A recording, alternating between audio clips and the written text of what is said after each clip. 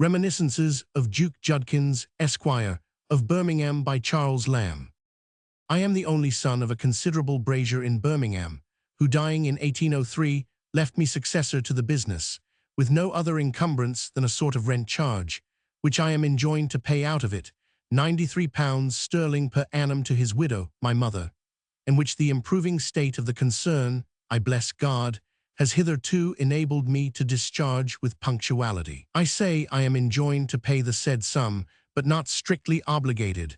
That is to say, as the will is worded, I believe the law would relieve me from the payment of it, but the wishes of a dying parent should in some sort have the effect of law. So that though the annual profits of my business, on an average of the last 3 or 4 years, would appear to an indifferent observer, who should inspect my shop books, to amount to the sum of £1,303 odd shillings, the real proceeds in that time have fallen short of that sum to the amount of the aforesaid payment of £93 sterling annually. I was always my father's favourite. He took a delight to the very last in recounting the little sagacious tricks and innocent artifices of my childhood. One manifestation thereof I never heard him repeat without tears of joy trickling down his cheeks. It seems that when I quitted the parental roof, August 27, 1788, being then 6 years and not quite a month old, to proceed to the free school at Warwick, where my father was a sort of trustee, my mother, as mothers are usually PG 343 provident on these occasions, had stuffed the pockets of the coach, which was to convey me and 6 more children of my own growth, that were going to be entered along with me at the same seminary, with a prodigious quantity of gingerbread, which I remember my father said was more than was needed. And so indeed it was, for if I had been to eat it all myself, it would have got stale and mouldy before it had been half spent. The consideration whereof set me upon my contrivances how I might secure to myself as much of the gingerbread as would keep good for the next 2 or 3 days, and yet none of the rest in a manner be wasted. I had a little pair of pocket compasses, which I usually carried about me for the purpose of making drafts and measurements, at which I was always very ingenious, of the various engines and mechanical inventions, in which such a town as Birmingham abounded. By the means of these, and a small penknife, which my father had given me, I cut out the 1/2 of the cake, calculating that the remainder would reasonably serve my turn, and subdividing it into many little slices, which were curious to see for the neatness and niceness of their proportion, I sold it out in so many pennyworths to my young companions, as served us all the way to Warwick, which is a distance of some 20 miles from this town, and very merry, I assure you, we made ourselves with it, feasting all the way. By this honest stratagem, I put double the prime cost of the gingerbread into my purse, and secured as much as I thought would keep good and moist for my next 2 or 3 days' eating. When I told this to my parents on their first visit to me at Warwick, my father, good man, patted me on the cheek and stroked my head, and seemed as if he could never make enough of me. But my mother unaccountably burst into tears, and said it was a very niggardly action or some such expression, and that she would rather it would please God to take me, meaning, God help me, that I should die, than that she should live to see me grow up a mean man, which shows the difference of parent from parent, and how some mothers are more harsh and intolerant to their children than some fathers, when we might expect quite the contrary. My father, however, loaded me with presents from that time, which made me the envy of my schoolfellows. As I felt this growing disposition in them, I naturally sought to avert it by all the means in my power, and from that time I used to eat my PG 344 little packages of fruit and other nice things in a corner so privately that I was never found out. Once, I remember, I had a huge apple sent me, of that sort which they call cats' heads. I concealed this all day under my pillow, and at night, but not before I had ascertained that my bedfellow was sound asleep, which I did by pinching him rather smartly 2 or 3 times, which he seemed to perceive no more than a dead person, though once or twice he made a motion as if he would turn, which frightened me.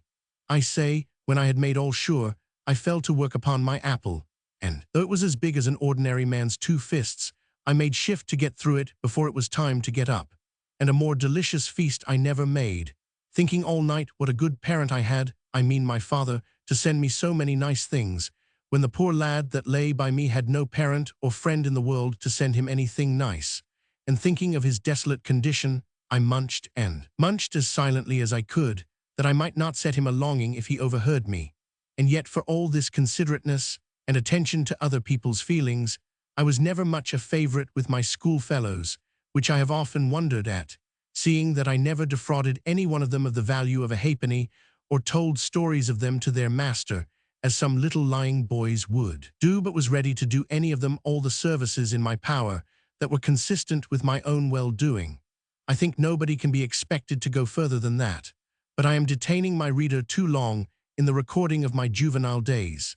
It is time that I should go forward to a season when it became natural that I should have some thoughts of marrying and, as they say, settling in the world. Nevertheless, my reflections on what I may call the boyish period of my life may have their use to some readers. It is pleasant to trace the man and the boy, to observe shoots of generosity in those young years, and to watch the progress of liberal sentiments and what I may call a genteel way of thinking, which is discernible in some children at a very early age, and usually lays the foundation of all that is praiseworthy in the manly character afterwards. With the warmest inclinations towards that way of life, and a serious conviction of its superior advantages over a single one, it has been the strange infelicity of my lot never to have entered into the respectable estate of matrimony. PG 345, yet I was once very near it. I courted a young woman in my 27th year, for so early I began to feel symptoms of the tender passion. She was well-to-do in the world, as they call it, but yet not such a fortune as, all things considered, perhaps I might have pretended to. It was not my own choice altogether, but my mother very strongly pressed me to it. She was always putting it to me that I had comings insufficient, that I need not stand upon a portion. Though the young woman, to do her justice, had considerable expectations, which yet did not quite come up to my mark, as I told you before. She had this saying always in her mouth, that I had money enough, that it was time I enlarged my housekeeping, and to show a spirit befitting my circumstances. In short, what with her importunities and my own desires in part co-operating, for as I said, I was not yet quite 27, a time when the youthful feelings may be pardoned if they show a little impetuosity, I resolved, I say, upon all these considerations, to set about the business of courting in right earnest. I was a young man then, and having a spice of romance in my character, as the reader has doubtless observed long ago, such as that sex is apt to be taken with, I had reason in no long time to think my addresses were anything but disagreeable. Certainly the happiest part of a young man's life is the time when he is going a-courting. All the generous impulses are then awake, and he feels a double existence in participating his hopes and wishes with another being. Return yet again for a brief moment, ye visionary views, transient enchantments, ye moonlight rambles with Cleora in the silent walk at Vauxhall, N.B. About a mile from Birmingham, and resembling the gardens of that name near London, only that the price of admission is lower.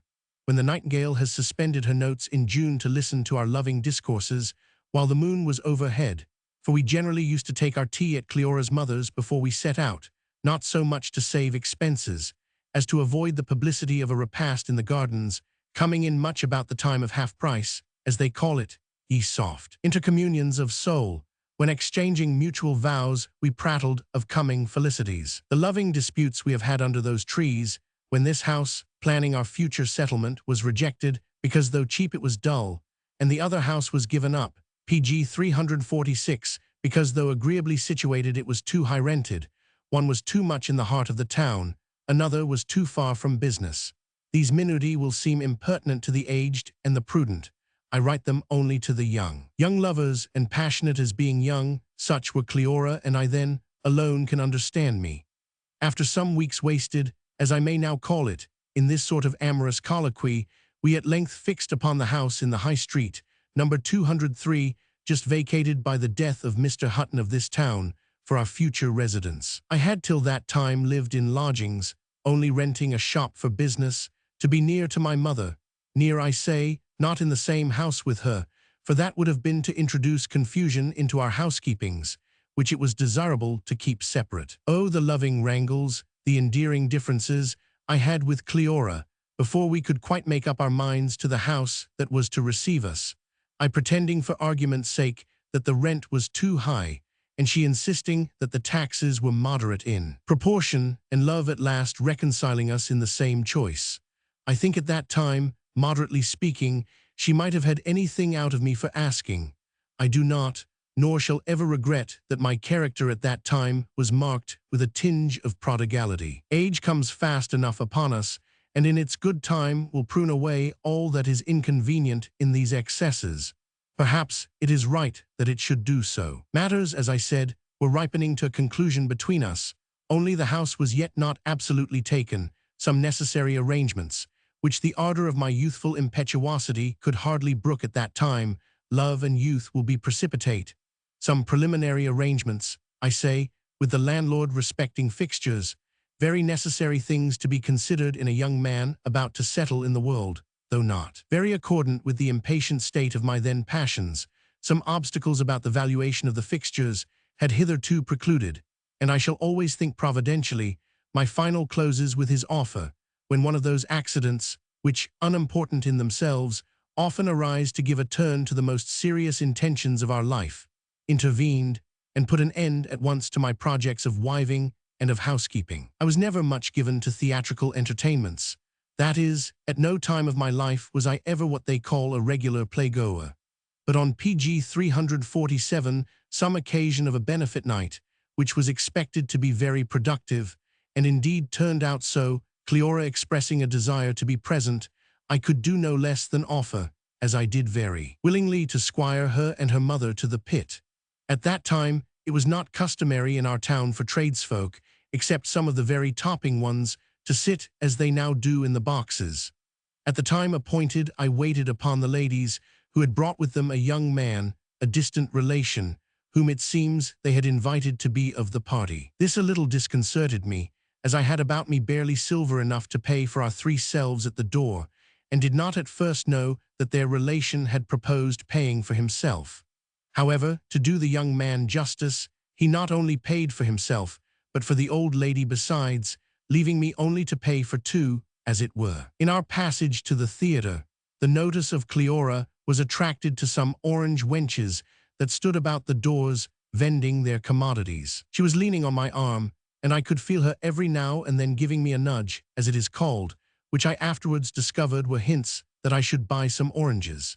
It seems it is a custom at Birmingham, and perhaps in other places, when a gentleman treats ladies to the play, especially when a full night is expected, and that the house will be inconveniently warm, to provide them with this kind of fruit, oranges being esteemed for their cooling property. But how could I guess at that, never having treated ladies to a play before, and being, as I said, quite a novice at these kind of entertainments? At last she spoke plain out, and begged that I would buy some of those oranges, pointing to a particular barrow. But when I came to examine the fruit, I did not think that the quality of it was answerable to the price. In this way I handled several baskets of them, but something in them all displeased me. Some had thin rinds, and some were plainly overripe, which is as great a fault as not being ripe enough, and I could not, what they call, make a bargain. While I stood haggling with the women, secretly determining to put off my purchase till I should get within the theatre, where I expected we should have better choice, the young man, the cousin, who it seems had left us without my missing him, came running to us with his pockets stuffed out with oranges, inside and out, as they say. It seems, not liking the look of the barrow PG 348 fruit, any more than myself, he had slipped away to an eminent fruiterer's about 3 doors distant, which I never had the sense to think of, and had laid out a matter of 2 shillings in some of the best St. Michael's, I think, I ever tasted. What a little hinge, as I said before, the most important affairs in life may turn upon. The mere inadvertence to the fact that there was an eminent fruiterer's within 3 doors of us, though we had just passed it without the thought once occurring to me, which he had taken advantage of, lost me the affections of my Cleora.